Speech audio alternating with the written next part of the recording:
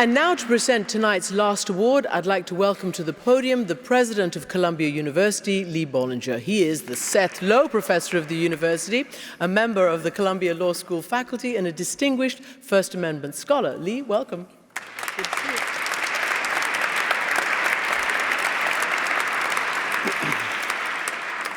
Thank you very much, Christiane. It's an honor to be here tonight to participate in the DuPont-Columbia Awards. And on behalf of the entire university, I want to thank Christiane and Michael, and I want to recognize our wonderful Dean of the School of Journalism, Steve Culp. It can't be said often enough that what you do is vitally important. Your role, just like that of a scholar, is to illuminate the critical issues of our time.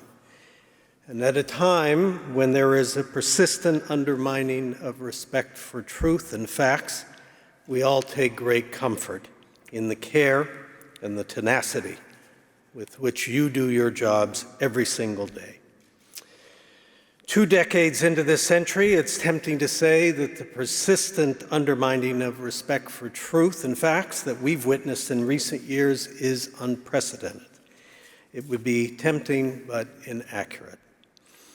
100 years ago, in the aftermath of the First World War, the United States and Europe weathered similar stresses.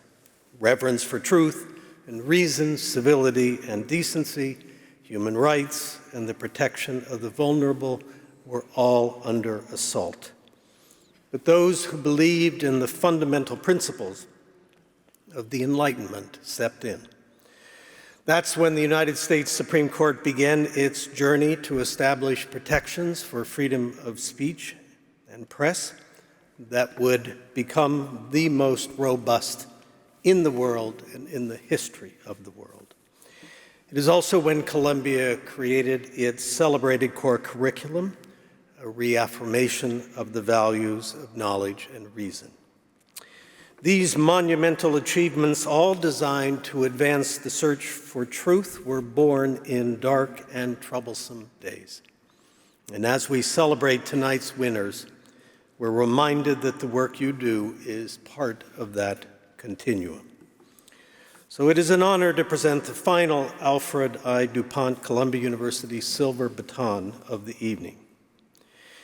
MSNBC's Bagman is a riveting 7-episode podcast about a mostly forgotten and to Americans under the age of 50, virtually unknown, investigation into the legal and ethical scandals surrounding the 39th Vice President of the United States, Spiro T. Agnew.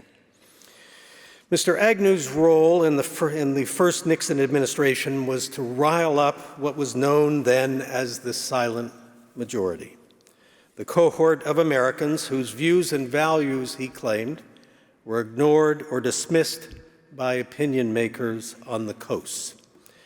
Those of us old enough to remember can recall how enthusiastically Mr. Agnew took to his task, famously referring to the press as nattering nabobs of negativism. But Spiro Agnew's deeds, the podcast reminds us, were also deeply troubling. In 1973, Agnew was investigated in connection with accusations of extortion, bribery, and income tax violations dating back to his tenure as governor of Maryland in the late 1960s. Faced with federal indictments, which he fought at first, Agnew eventually resigned the vice presidency in October of 1973.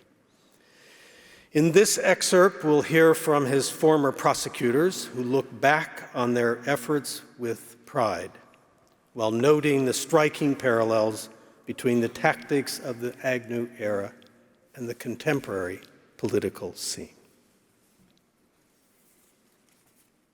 This scandal has somehow gotten itself forgotten. It barely registers. But it's wild. A sitting White House occupant, under criminal investigation from his own government, pulling out every stop to survive, including obstructing that investigation and trying very hard to shut it down. I mean, it was, you know, that's why I get sort of emotional about it. The pressure, and it was big pressure, the pressure was get the guy out of the line of succession. We were determined. You know, we're kids, but we were determined to follow this case through. When the criminal allegations against Agnew came to light, rather than turning against him or waiting for the investigation to play out, Republicans in Congress rushed to give him as much cover as they could. They adopted his line that he was the victim of a witch hunt. What those Republicans didn't know at the time, though, what only a handful of people inside the White House knew, was that Spiro Agnew wasn't just counting on vocal support from the Republican base and vocal support from Republicans in Congress. He also had a private plan. He was undertaking an elaborate, behind-the-scenes effort to obstruct the investigation, to try to shut the investigation down. It was an effort to use his political power from his position inside the White House to make the investigation go away. It involved enlisting the help of Richard Nixon's inner circle, people like White House Chief of Staff H.R. Haldeman. Vice President called me over today and said he had a real problem. It also included the assistance of President Richard Nixon himself. It's amazing, isn't it? By golly, the way they start to go after everybody, don't they?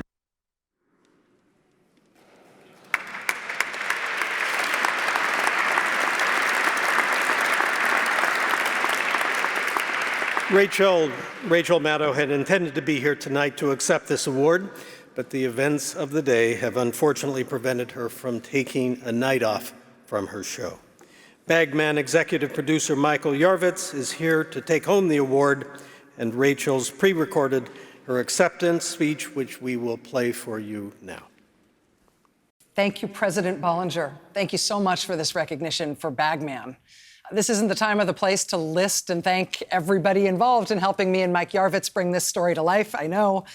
But I do want to thank the ghost of Spiro Agnew, who I firmly believe was sent back to haunt me, to haunt us, to help us keep our heads on straight about political crisis and catastrophic White House scandal and shocking demagoguery and impeachment and all these things we are living through right now that we keep saying are unprecedented.